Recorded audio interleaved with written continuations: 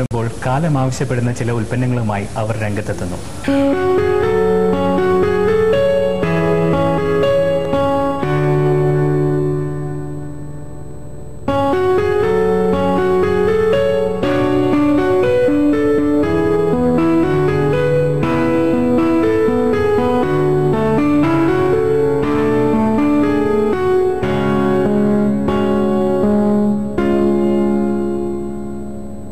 അവർ ഇപ്പോൾ ഒരു product launch ചെയ്തിട്ടുണ്ട്, സ്മാർട്ട് സോളാർ ഇൻവേർട്ടർ എന്ന് പറഞ്ഞിട്ട്.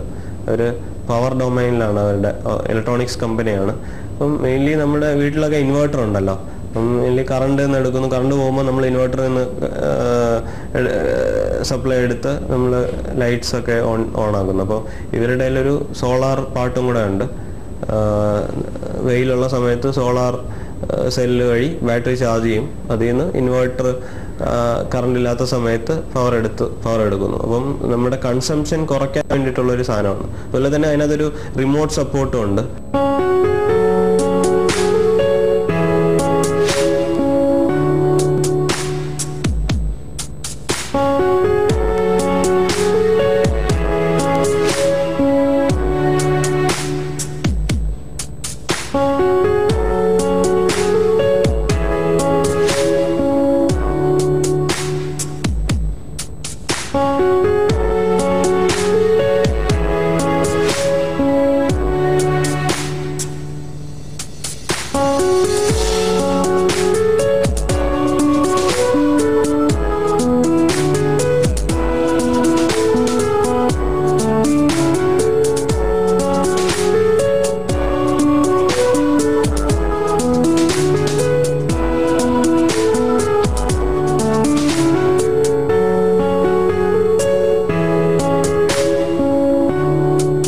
We have got a range of products, solar LED lighting system, solar street lights, solar inverters like that.